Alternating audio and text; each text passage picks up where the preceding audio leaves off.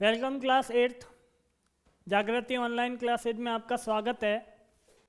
आज हम चैप्टर 2 की एक्सरसाइज 2.4 के बारे में देखेंगे और 2.4 के हमने क्वेश्चन नंबर 7 तक सॉल्व कर लिए थे। आगे हम क्वेश्चन नंबर 8 की बात करते हैं, तो 8 क्या है उसको देखते हैं। क्वेश्चन नंबर 8 है आपके, हिरणों के एक झुंड का आधा भाग मैदान में चल रहा है और शेष का 3/4 पड़ोस में ही खेल कूद रहा है। शेष 9 हिरण एक तालाब में पानी पी रहे हैं। झुंड में कितने हिरण हैं, उनकी संख्या ज्ञात करनी है। क्या लिखा है? Half of the herd of deer are grazing in field and the 3/4 of the remaining are playing near by. क्या बोला है? कुछ मतलब एक पूरे झुंड का आधा झुंड क्या हो रहा है, ग्राजिंग कर रहा है पास में जो फील्ड है उसमें। और क्या बोला है? उसके जो आधे हिरण बच गए उसके 3/4 क्या कर रहे हैं, पास में ही क्या कर रहे हैं, खेल रहे हैं। क्या कर रहे हैं? प्लेइंग कर रहे हैं। आगे बोला है जो पीछे 9 हिरण बचे, जो 9 डियर बचे, वो क्या कर रहे हैं, पानी पी रहे हैं तालाब में। तो क्या बोला है? टोटल हिरणों की संख्या, टोटल डियर की हमें नंबर फाइंड करनी है। तो कैसे करेंगे? मैं मान लेता हूं टोटल हिरण, टोटल डियर क्या है आपके, x है। माना कुल हिरण, कुल हिरणों की संख्या x, total number of deer is equal to x। हमने क्या कर लिया, जो हिरणों का टोटल नंबर था उसको क्या मान लिया, x मान लिया। अब बोला है कि टोटल नंबर में से आधे क्या कर रहे हैं, घास चर रहे हैं, घास चर रहे हैं, ग्राजिंग कर रहे हैं। तो उनको क्या मान लेता हूं, टोटल का आधा x/2। तो क्या लिखेंगे, 100 मैदान में चढ़ने वाले हिरणों की संख्या,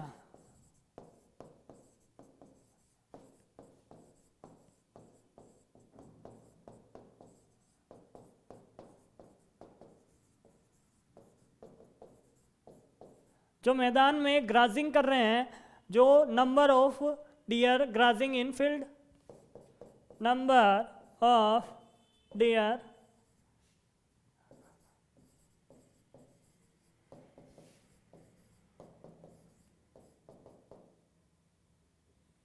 ग्राजिंग in the field is equal to क्या है, x/2। क्या बोला है? आधे हिरण क्या करते हैं, मैदान में घास चरते हैं। तो आधे हिरण कितने हो गए, टोटल का आधा x/2। आगे वो बोलता है कि जो अपने बाकी के इन आधों में से 3/4 3/4 क्या करते हैं, पास में खेलते हैं। नंबर ऑफ खेलने वाले हिरणों की संख्या,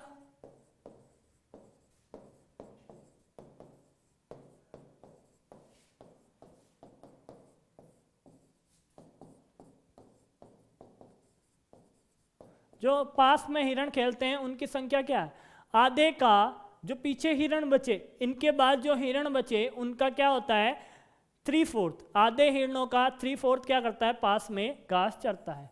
3/4 ऑफ x/2। पीछे कितने हिरण बचे, x/2 ही हिरण बचे, और क्या किया, उनका 3/4 क्या करता है, पास में खेलता है। नंबर ऑफ प्लेइंग डियर, या number of deer playing near by is equal to क्या है आपके पास, 3/4 मल्टीप्लाई 3/4 मल्टीप्लाई जो रिमेनिंग डियर है, रिमेनिंग कितने हैं, x/2 के बाद कितने पीछे हिरण बचे, x/2, और उसको क्या कर दिया, इससे मल्टीप्लाई कर दिया। ये x/4 मल्टीप्लाई 3/4 मल्टीप्लाई x/2। तो आंसर कितना आएगा, जो प्लेइंग करते हैं वो हिरण कितने बचे पीछे, उसकी बात कर लेता हूँ। इसको कर दिया 3x/8। जो प्लेइंग कर रहे हैं उन हिरणों की संख्या है 3x/8। आगे बोला है जो पीछे हिरण बचे जो तालाब में पानी पीते हैं, पॉन्ड में क्या करते हैं, वाटर पी रहे हैं, ड्रिंक कर रहे हैं, उनकी संख्या क्या है, वो 9 है। तो पानी पी रहे हिरणों की संख्या बराबर क्या है, 9। क्या है, number of deer drinking water, number of deer drinking water in pond is equal to कितना है, 9। अब मैं क्या करता हूँ, एक आपको बात बताता हूँ। जो मैदान में खेलते हैं हिरण उनकी संख्या है x/2, और जो उसके पास में खेलते हैं उनकी संख्या है 3x/8, और जो पीछे बचे 9 हिरण उनकी संख्या है 9। इन तीनों को मैं जोड़ दूं तो टोटल हिरणों की संख्या आ जाएगी। तो आंसर आएगा, जो आपके इक्वेशन बनेगी वो x/2 plus 3x/8 plus 9 is equal to क्या हो जाएगी, x। तो कैसे बनेगी उसकी बात करता हूं मैं। एज या प्रश्नानुसार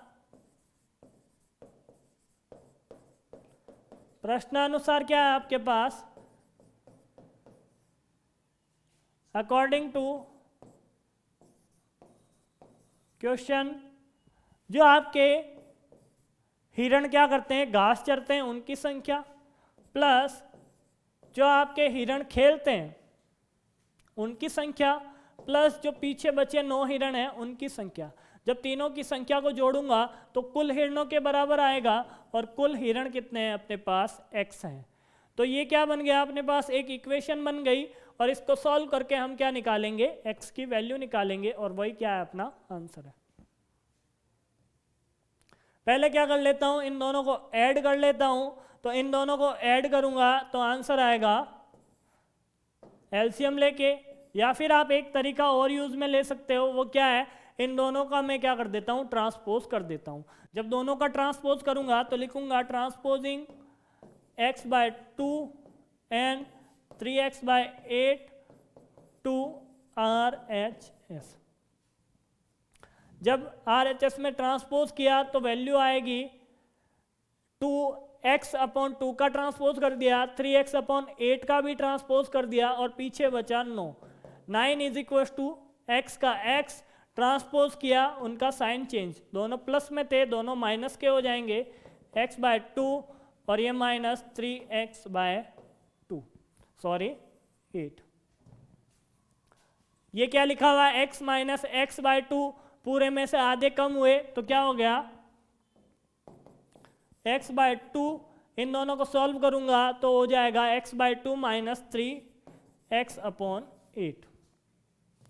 जब इन दोनों का एलसीएम लूंगा तो एलसीएम आएगा आपके पास 8, इधर आएगा 4x minus 3x is equal to 9।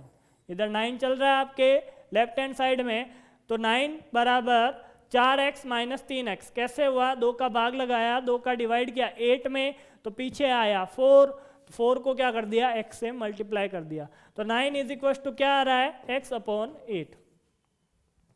x की वैल्यू निकालनी है तो दोनों तरफ मैं क्या कर देता हूँ, 8 से मल्टीप्लाई कर देता हूँ, 8 से गुणा करने पर, 8 से गुणा करने पे क्या होगा, x बराबर क्या आ जाएगा, 9 गुणा 8। इधर 8 से गुणा करूंगा, 8 से मल्टीप्लाई करूंगा, तो x/8 मल्टीप्लाई 8 से 8 वैल्यू कैंसिल, और इधर क्या हो जाएगा, 8 से गुणा हो जाएगा। तो आंसर आएगा x is equal to 9 multiply 8। Total answer आएगा आपके x इज इक्वल टू 72। अब x क्या माना था आपने, वो देखो पीछे जाके, x माना था आपने हिरणों की संख्या, और फाइंड करनी है, हिरणों की संख्या ही फाइंड करनी है। तो आंसर आ जाएगा हिरणों की संख्या बराबर 72। Number of deer is equal to 72। तो ये क्या हो गया, आपके क्वेश्चन नंबर 8 सॉल्व हो गया। आगे बात करूं मैं क्वेश्चन नंबर 9 की। बहुत ही आसान क्वेश्चन है आपका। क्वेश्चन नंबर 9 क्या बोला है, दादाजी की आयु अपनी पोती की आयु से 10 गुनी है। अब दादाजी की आयु कितनी होगी, पोती से तो ज़्यादा ही होगी, और कितनी ज़्यादा बोला है उन्होंने, 10 गुना ज़्यादा है। यदि पोती की आयु यदि उनकी आयु पौत्री की आयु से 55 वर्ष अधिक है तो उन दोनों की आयु ज्ञात कीजिए। क्या बोला है, पोती की आयु, उनकी आयु पोती की आयु से 54 साल अधिक है। क्या बोला है, यदि पोती क्या है 2 साल की है तो दादाजी की आयु क्या हो जाएगी, 2 + 54। दादाजी की आयु बराबर क्या लिखेंगे, पोती की आयु + 54, 54। तो क्या करना है, उन दोनों की आयु फाइंड करनी है, एज फाइंड करनी है। ए grandfather is 10 times older than his granddaughter. He is also 54 years older than her. Find their present age. क्या बोला है, उनकी वर्तमान आयु ज्ञात करो। तो हम क्या करते हैं, जो इन दोनों में से छोटा है उसकी आयु को क्या मान लेते हैं, x मान लेते हैं। माना दादाजी की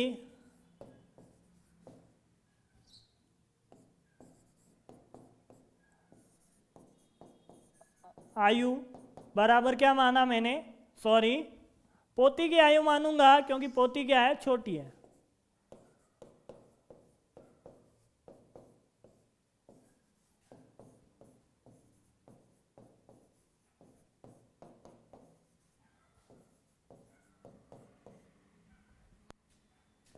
Let granddaughters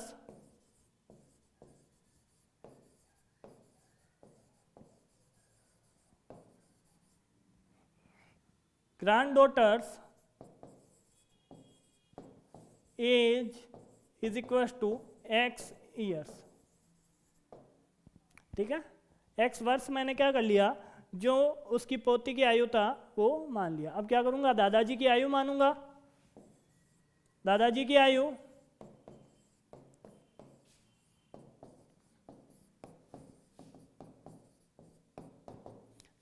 आयु है पोती से 10 गुना। ये लो सर, पोती की आयु 2 साल है तो दादाजी कितने साल के हो गए, 10 गुना का मतलब 20 साल के। ये तो एग्जाम्पल था, 20 साल के दादाजी होते नहीं है। आगे बात करता हूं, ग्रैंडफादर्स एज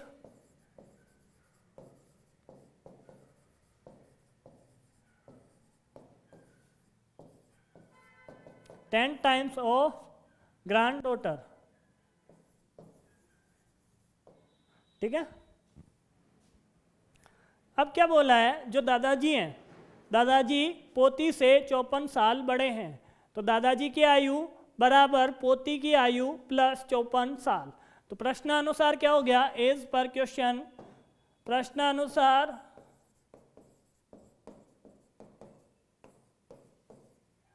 अकॉर्डिंग टू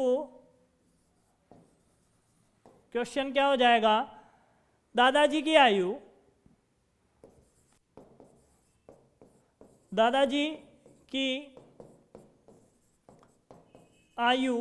बराबर पौत्री की आयु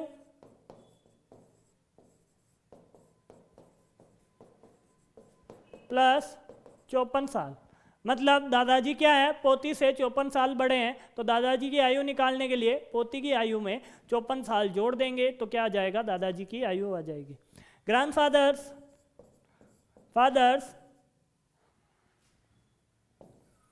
एज इज इक्वल टू क्या आएगा, ग्रैंड डॉटर्स एज + 54। अब बात करता हूं दादाजी की आयु की। तो दादाजी हैं 10x के, पोती है x वर्ष की, और क्या कर दिया, 54 साल जोड़ दिया। आंसर निकाल लो, x का क्या कर दो, ट्रांसपोज कर दो। तो 10x minus x is equal to 54 transposing x। ठीक है, आंसर आएगा 9x is equal to x is equal to 54/9। क्या लिखेंगे? ट्रांसपोजिंग 9। अब 9 का ट्रांसपोज करेंगे, 9 क्या है? मल्टीप्लाई में, ट्रांसपोज करने पे किस में हो जाएगा? डिवाइड में हो जाएगा। आंसर आएगा आपके 9 का डिवाइड लगाऊंगा 54 में तो 6 टाइम्स। ये कौन है? एक्स कौन थी अपने पास? पोती थी, ग्रैंड डॉटर थी। तो ग्रैंड डॉटर की एज क्या आ गई अपने पास? 6। तो दादाजी की आयु क्या आ जाएगी? दादाजी की आयु आ जाएगी 60 साल। तो क्या लिखूंगा? ग्रैंड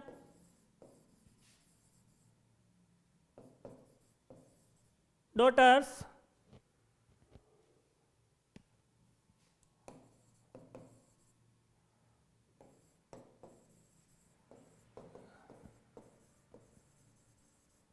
सिक्स ईयर की कितनी है? ग्रैंड डॉटर है।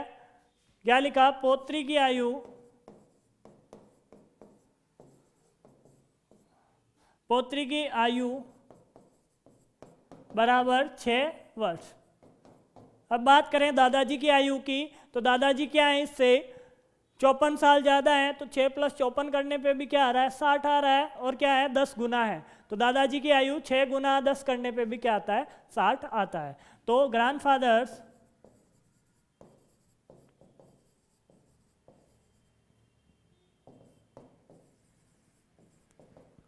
सिक्स मल्टीप्लाई 10 मल्टीप्लाई एक्स, और x की वैल्यू है 6। आंसर आएगा 6 ईयर्स। दादाजी हैं 60 साल के, पोती है 6 साल की। नेक्स्ट की बात करते हैं। अमन की आयु उसके पुत्र की आयु से 3 गुनी है। अमन की आयु उसके पुत्र की आयु की 3 गुनी है। 10 साल पहले उसकी आयु पुत्र की आयु से 5 गुनी थी। दोनों की वर्तमान आयु ज्ञात कीजिए। Aman's age is 3 times his son's age. 10 year ago he was 5 time his son's age. Find the present age of. दोनों की क्या करनी है? प्रेजेंट एज फाइंड करनी है। तो वही काम करेंगे। छोटा कौन है? अमन छोटा है या उसका पुत्र छोटा है? छोटा कौन है? उसका पुत्र। तो पुत्र की आयु को क्या कर लूँगा? x मान लूँगा। Son's age is equal to x year. Let माना पुत्र की आयु x वर्ष। अमन की आयु क्या हो जाएगी?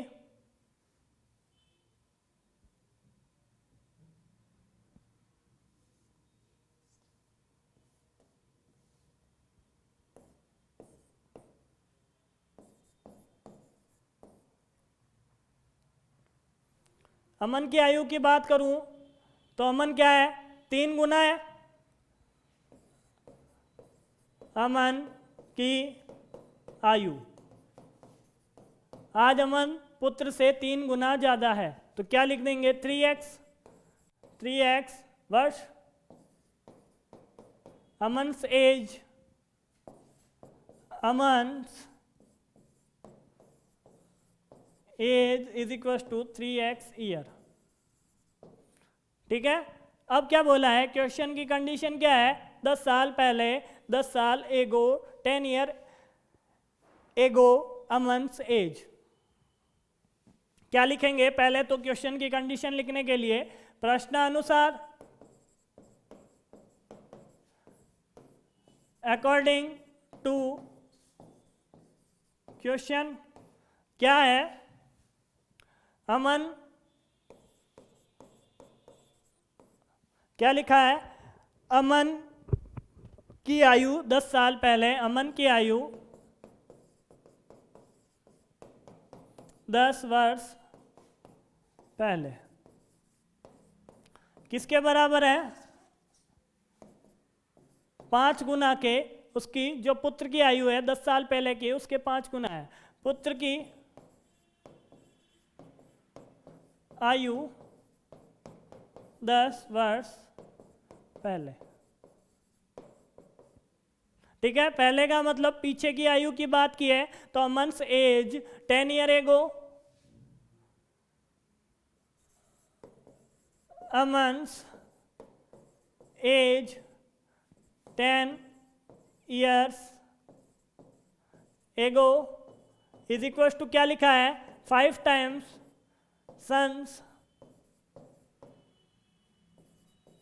एज 10 ईयर्स एगो। पहले की बात करता है तो 10-10 साल दोनों में क्या हो जाएंगे, कम हो जाएंगे, और क्या हो जाएगा 5 से गुणा हो जाएगा। क्या लिखा है,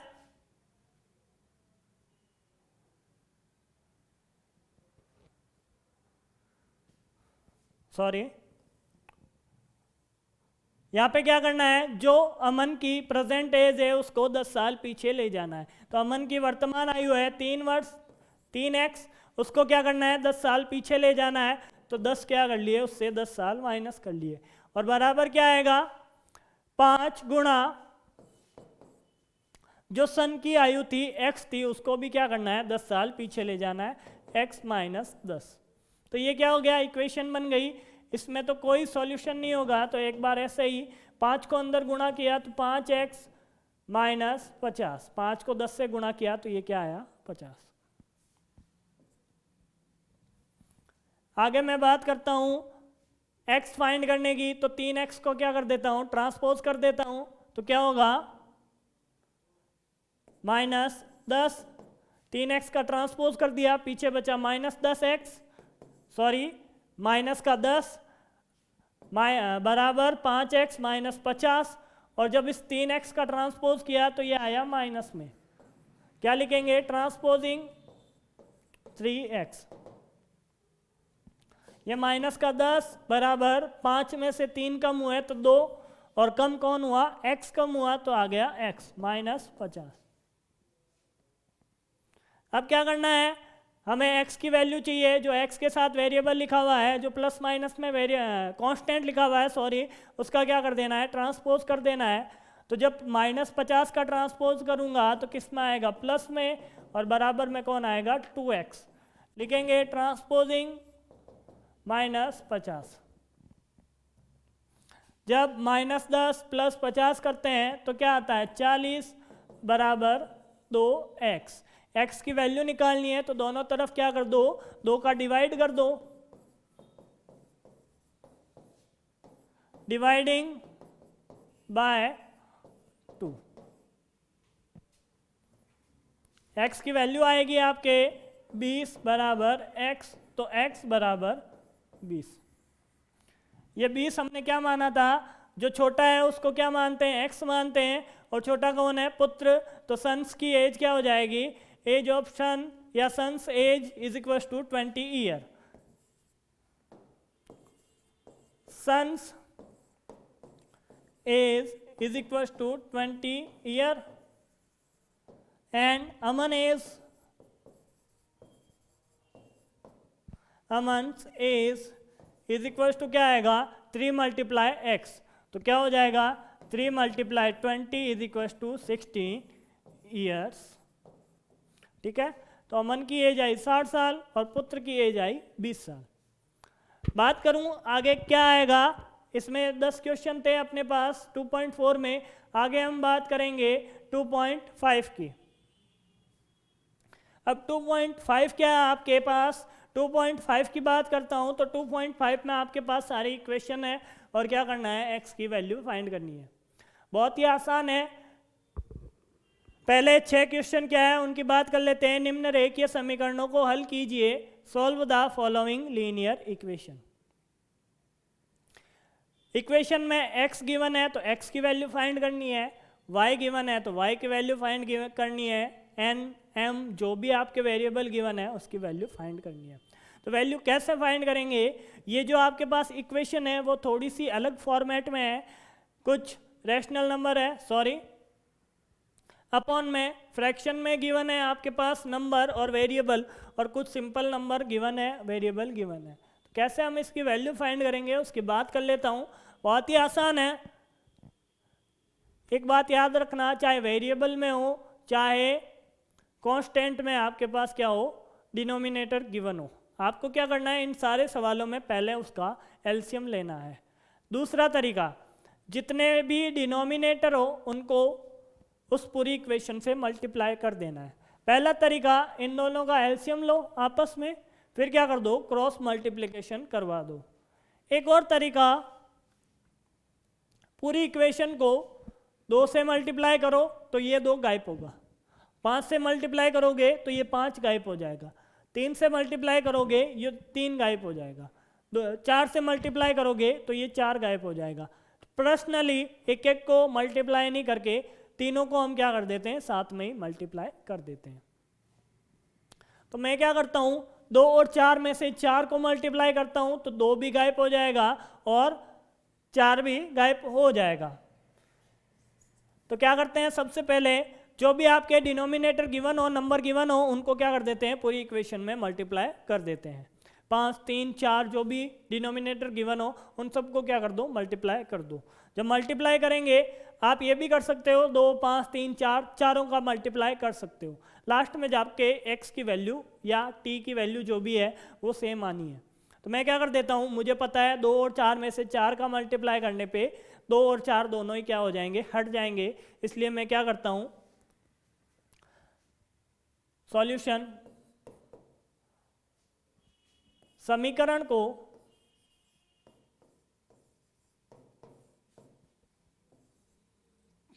पाँच 3, 4 से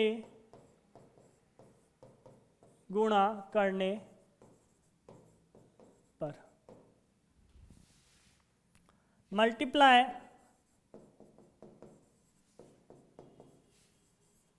5, 3, 4 multiplying by 5, 3, 4 इन इक्वेशन। अब इक्वेशन में दोनों तरफ सेम वर्क करना है तो आगे क्या हो जाएगा, इस इक्वेशन को मैं क्या कर दूंगा, 5, 3, 4 से दोनों तरफ क्या कर दूंगा, मल्टीप्लाई कर दूंगा। तो जब मल्टीप्लाई करेंगे तो क्या होगा,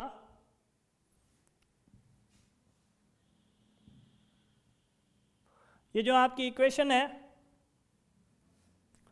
x upon 2 minus 1 upon 5 is equal to क्या है, x अपॉन 3 प्लस 1 अपॉन 4। ये आपकी इक्वेशन है। इस इक्वेशन को हमने क्या किया, दोनों तरफ, ये दोनों तरफ हो गई, दोनों साइड हो गई, क्या किया, 5 से 3 से और क्या किया, 4 से मल्टीप्लाई कर दिया। तो इधर भी करूँगा, 5 से 3 से और 4 से क्या कर दूंगा, मल्टीप्लाई कर दूंगा। तो दोनों तरफ 5, 3, 4 से मल्टीप्लाई करने पे हुआ क्या, उसकी बात कर लेते हैं। ये तीनों ही संख्याएं अंदर भी गुणा होगी, x/2 से और -1/5 से। इधर भी क्या होगा, x/3 से प्लस 1/4 से, ये तीनों ही संख्याएं क्या होगी, गुणा होगी। तो जब गुणा करता हूँ, x से गुणा किया तो 5 गुणा 3 गुणा 4 गुणा x हो गया, और बटा में कौन है, 2 है, माइनस 1 को गुणा किया 5 से, 3 से और 4 से, तो संख्या में परिवर्तन नहीं होगा, परंतु हम क्या कर देते हैं, वापस लिख देते हैं, 5 गुणा 4 गुणा 3 गुणा 1/5। बराबर के इधर की बात करता हूँ, तो बराबर के इधर कौन है आपके पास, 5 गुणा 3 गुणा 4, ये गुणा हुए x/3 से, गुणा x और बटा 3, माइनस प्लस हुआ, 1 से गुणा होने पे संख्या में कोई परिवर्तन नहीं होगा, तो 5 को 1 से गुणा करने पे, 5, 3, 4 को 1 से गुणा करने पे कोई परिवर्तन नहीं, और बटा में 4।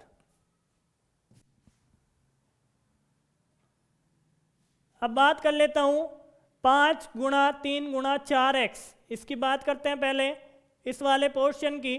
तो इसमें क्या हुआ, 2 को 4 से कट कर दिया। कितने बार, 2 बार। तो ये सॉल्व होके हुआ 5 गुणा 3 गुणा 2 x माइनस 5 से 5 कैंसिल, आंसर आया 4 गुणा 3 गुणा 1 बराबर 3 से 3 कैंसिल, तो आंसर आया 5 गुणा 4 x। इधर बात करूं, 4 से 4 कैंसिल, 4 से 4 कैंसिल, पीछे बचा प्लस और 5 गुणा 3। ये सॉल्व होके ये इक्वेशन मिली आपको।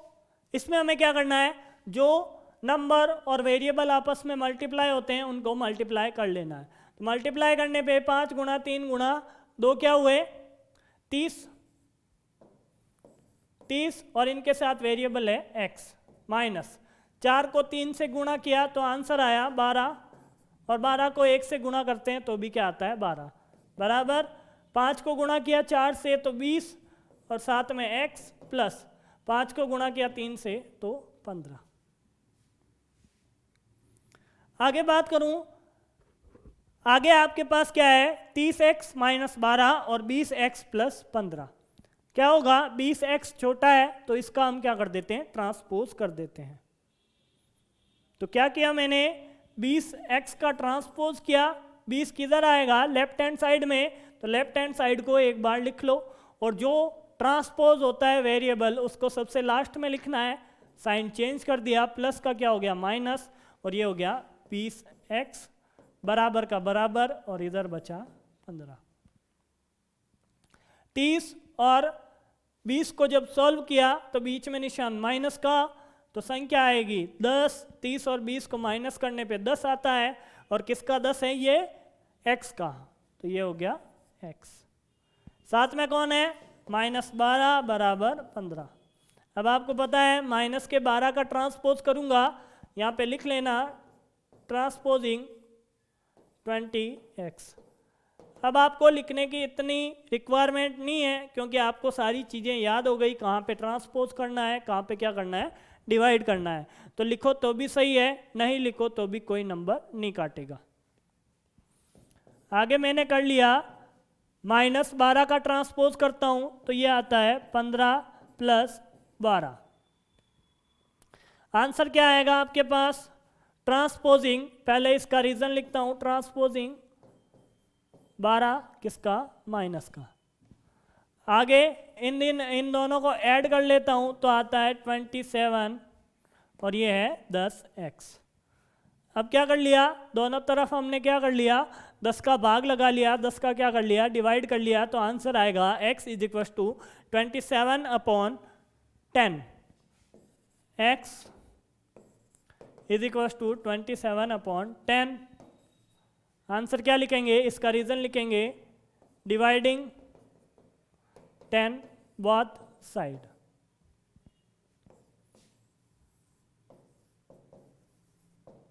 ये अपना क्या है, आंसर है। आगे मैं क्या करता हूं, नेक्स्ट क्वेश्चन की बात करता हूं। तो नेक्स्ट क्या है,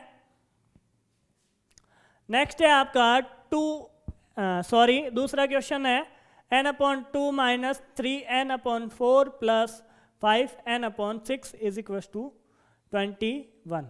मैं क्या करता हूं, इस पूरी इक्वेशन को 6 और 4 से क्या कर लेता हूं, मल्टीप्लाई कर लेता हूं।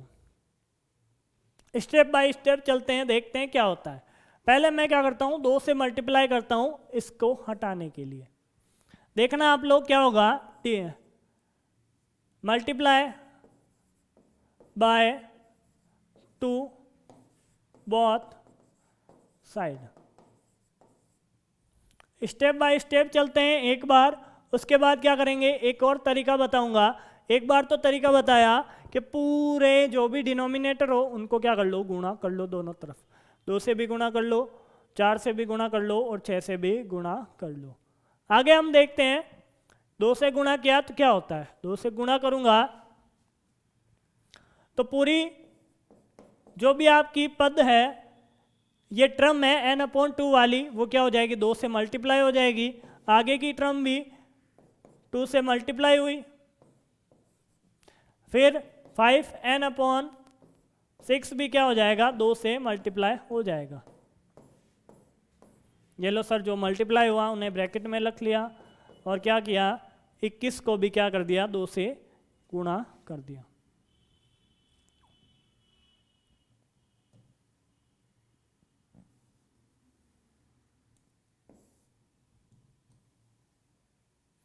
अब क्या करते हैं, अब इसको सॉल्व करते हैं। 2 से 2 कैंसिल आउट, 2 से 2 टाइम्स, 2 से 3 टाइम्स, और ये जब मल्टीप्लाई होगा तो 42। आंसर क्या आएगा, n। यहाँ पे 2 से 2 कैंसिल हुआ तो n आया, माइनस का माइनस, 2 से 4 कैंसिल हो के 2 टाइम्स, आगे 3n/2, प्लस का प्लस 5n/3। ठीक है। नेक्स्ट मैं बात करता हूँ, इसका 2 तो जो अपने पास डिनोमिनेटर में था वो कैंसिल हो गया, अब इस 2 को कैंसिल करना है। इस 2 को कैंसिल करने के लिए वही काम करेंगे, 2 से मल्टीप्लाई करेंगे। Multiply by 2 both side. अब 2 से गुणा करने पे मैं डायरेक्ट लिखता हूँ, क्या आएगा, 2n।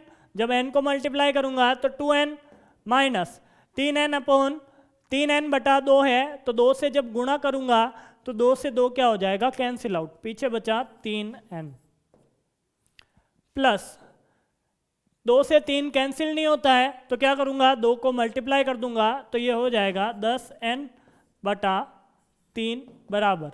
अब 42 को 2 से गुणा करूंगा तो क्या आएगा, 84।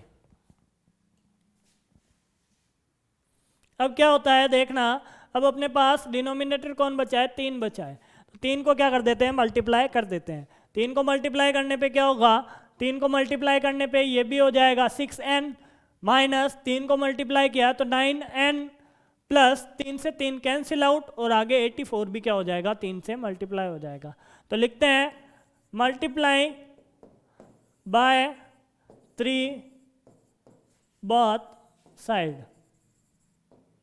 ठीक है, इसको 3 से मल्टीप्लाई किया तो 6n, माइनस 3n से मल्टीप्लाई किया तो 9n, प्लस 10n से मल्टीप्लाई किया, 10n/3 से मल्टीप्लाई किया तो 3 से 3 कैंसिल आउट, पीछे बचा 10n, इज इक्वल टू 84 × 3। कोई डिनोमिनेटर नहीं बचा, पूरी इक्वेशन में ऐड कर लो, जो n की टर्म है उनको ऐड कर लो। इन दोनों को ऐड करूंगा तो ये हो जाएगा 16n माइनस का 9n इज इक्वल टू, इसको मल्टीप्लाई किया तो 2 1 24 और 25 252 252। आगे हम क्या करते हैं, इनको माइनस कर लेते हैं। माइनस करने पे क्या आता है उसकी बात करता हूँ। n का n, वेरिएबल तो वेरिएबल ही रहेगा, इन दोनों को माइनस करने पे 7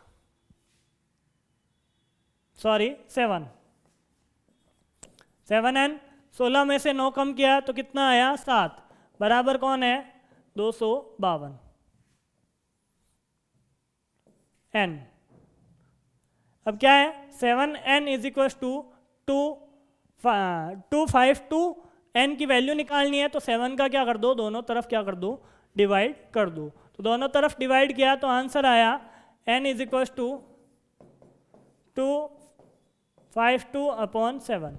देख लो, यदि आपके पास डिवाइड पूरा पूरा लगता है तो वो आंसर हो जाएगा, नहीं तो आप क्या कर सकते हो, यहाँ पे भी आंसर ड्रॉप कर सकते हो।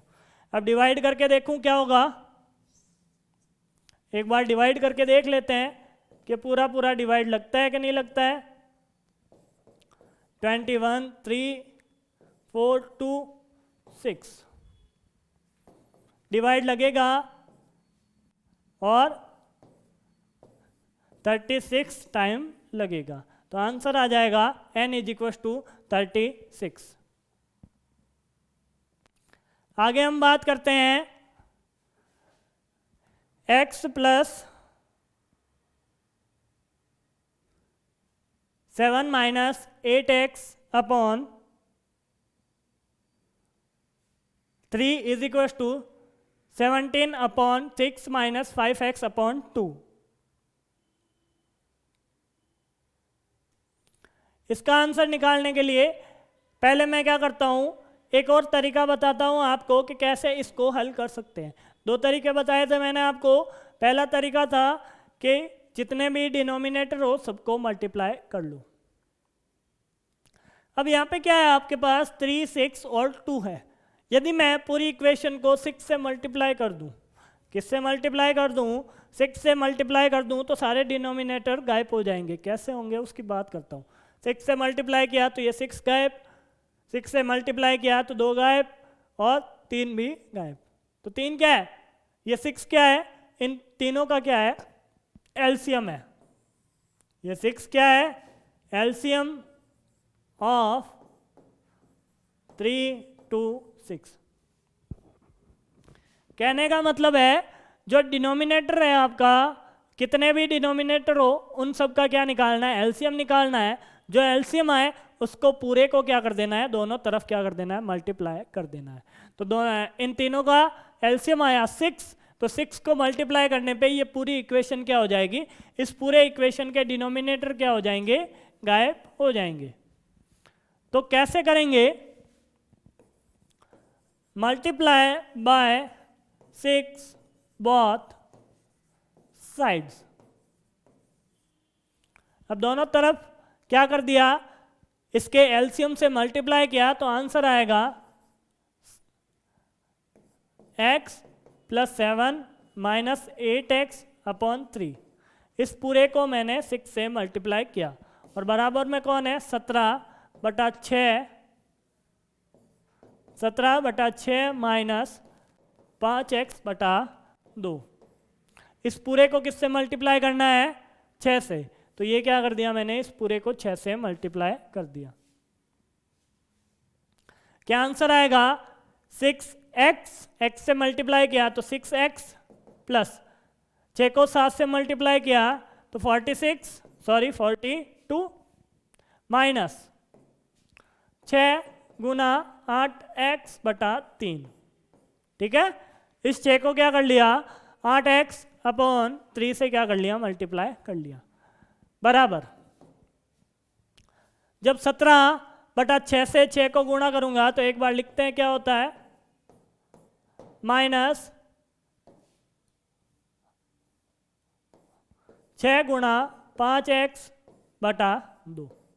ये इसलिए लिखा कि कैसे डायरेक्ट कैंसिल आउट होते हैं उनको नहीं देखते हैं, स्टेप बाय स्टेप इसको सॉल्व करते हैं। 2 टाइम्स 6 से 6 कैंसिल आउट और ये 3 टाइम्स। क्या होगा सॉल्व होके, 6x का 6x प्लस 42 माइनस 2 से मल्टीप्लाई हुआ तो 16x is equal to 17 minus ये 3 5 से मल्टीप्लाई हुआ तो 15x।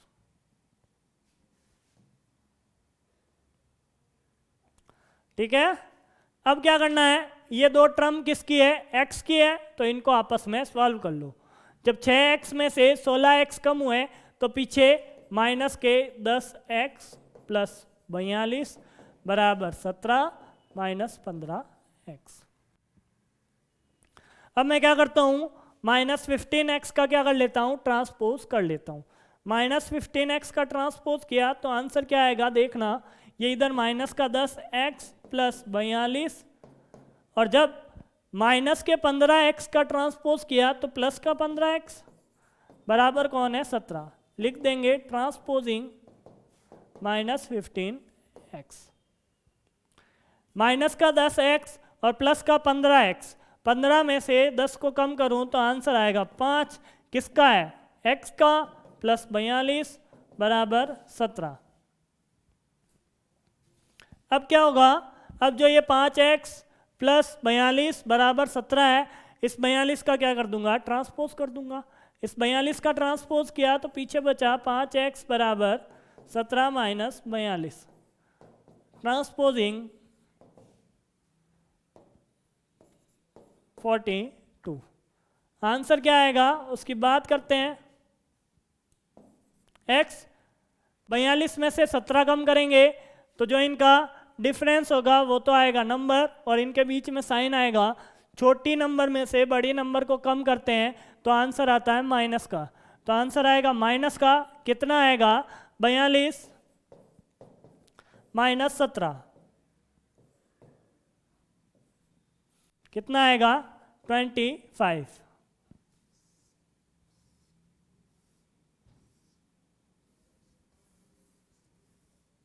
आंसर कितना आएगा 25।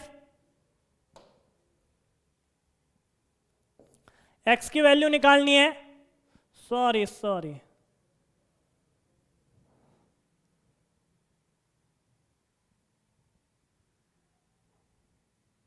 हाँ x की वैल्यू ही है, मुझे लगा n था, मैंने x से रिप्लेस कर दिया, कोई दिक्कत नहीं है। x की वैल्यू निकालनी है। x की वैल्यू निकालने के लिए क्या करना पड़ेगा, दोनों तरफ किससे गुणा करना पड़ेगा, 5 का भाग लगाना पड़ेगा। तो क्या हो जाएगा -25/5 dividing by 5 both side. x की वैल्यू क्या आएगी, x = -5, और यही क्या है आपका आंसर है। आगे हम बात करते हैं नेक्स्ट क्वेश्चन की, बहुत ही आसान। एक बात देखो, दोनों तरफ क्या लिखा हुआ है, अपॉन में एक तरफ अपॉन में 3 लिखा हुआ है, एक तरफ 5 लिखा हुआ है। ये सारे क्वेश्चन अलग अलग टाइप के हैं। अभी तक आपके सेम टाइप के क्वेश्चन चलेंगे, अभी ये आपके कौन सा है, थोड़ा सा अलग है। उनमें क्या करना था, 3 तरीके बताए थे मैंने। फर्स्ट, सब में क्या कर लो, जो भी आपके D1 है, D2 है, D3 है, एंड सो ऑन, चाहे 4 हो चाहे 5 हो। डी का मतलब डिनोमिनेटर, चाहे 1 हो चाहे 2 हो 3 हो। 1 हो तो उस डिनोमिनेटर से मल्टीप्लाई कर दो, 2 हो तो D1 और D2 दोनों से मल्टीप्लाई कर दो, 3 हो तो D1 D2 D3 तीनों से क्या कर दो, मल्टीप्लाई कर दो। दूसरा तरीका बताया था D1 D2 D3, पहले D1 का क्या करो, मल्टीप्लाई करो, उसके बाद जो नेक्स्ट डिनोमिनेटर आए D1 D2 D3 गायब हो जाएंगे और कुछ नया डिनोमिनेटर मिलेगा, उसमें जो छोटा डिनोमिनेटर हो उससे मल्टीप्लाई करो। तीसरा मैंने बोला था क्या, तीसरे में क्या किया था हमने, जो एलसीएम था डिनोमिनेटर 1 2 और 3, इन तीनों का क्या लिया था, एलसीएम लिया था, और एलसीएम को क्या किया था, मल्टीप्लाई किया था इक्वेशन से। आई बात समझ में। तो पहली कंडीशन, सारे डिनोमिनेटर को गुणा कर दो, दूसरी 1 बाय 1 डिनोमिनेटर गायब करो, और तीसरा मेथड आ गया आपके डिनोमिनेटर का एलसीएम लो और उस एलसीएम से क्या कर दो, उसको मल्टीप्लाई कर दे दो। अब क्या है, इसमें आपके पास एलएचएस का अलग डिनोमिनेटर है,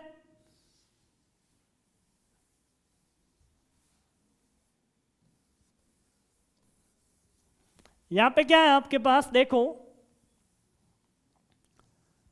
एलएचएस का एक ही डिनोमिनेटर है और आरएचएस का एक ही डिनोमिनेटर है 5।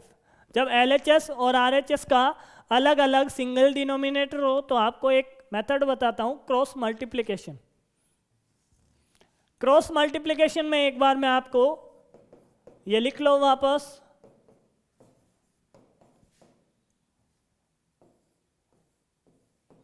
क्या करना होता है, ये जो आरएचएस का डिनोमिनेटर है, क्या बोल दिया, इसका डिनोमिनेटर इसके नोमिनेटर से मल्टीप्लाई होगा और इसका डिनोमिनेटर इसके नोमिनेटर से मल्टीप्लाई होगा। इसको बोलते हैं क्रॉस मल्टी वज्र गुणा। ठीक है, क्रॉस मल्टीप्लिकेशन वज्र गुणा। ठीक है, ये करने पे क्या मिलेगा, होगा क्या, उसकी बात कर लेते हैं। ये अप्लाई करने पे ये 5 तो किससे मल्टीप्लाई हो जाएगा, x - 5 से, और 3 मल्टीप्लाई हो जाएगा x माइनस 3 से। ऐसा करने के बाद आपको क्या करना है, इन नंबर को आपस में क्या कर लेना है, मल्टीप्लाई कर लेना है, ब्रैकेट के अंदर मल्टीप्लाई कर देना है।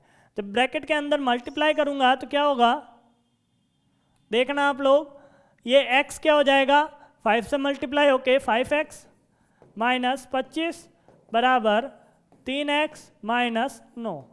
बहुत ही सिंपल, वज्र गुणा करते ही आपके 2.4 में चले जाओगे, सॉरी 2.3 की इक्वेशन बन जाएगी। अंदर मल्टीप्लाई करो और यहाँ पे भी क्या करो, अंदर मल्टीप्लाई करो। अब क्या करना है, सिंपल वेरिएबल का ट्रांसपोज करना है, इसका ट्रांसपोज कर लो, 5x minus 25 minus 3x is equal to minus का 9, ट्रांसपोजिंग 3x है, प्लस का था, ट्रांसपोज करते ही किसका हो गया, माइनस का हो गया। आगे बात करूं, इसको सॉल्व करते हैं तो 5x में से 3x कम किए तो 2x माइनस 25 बराबर माइनस 9। अब क्या करता हूं, माइनस 25 का ट्रांसपोज करता हूं तो 2x is equal to minus 9 plus 25 transposing minus 25। जब 25 का ट्रांसपोज किया तो माइनस का था, प्लस का हो गया। आगे आंसर क्या आएगा, 25 में से 9 कम करेंगे तो कितने होंगे, 16। 2x, अब क्या करना है, x की वैल्यू निकालनी है, दोनों तरफ क्या कर देता हूं, 2 का भाग लगा देता हूं, या फिर 2 का क्या कर लेता हूं, ट्रांसपोज कर लेता हूं। मैं 2 का ट्रांसपोज करता हूं,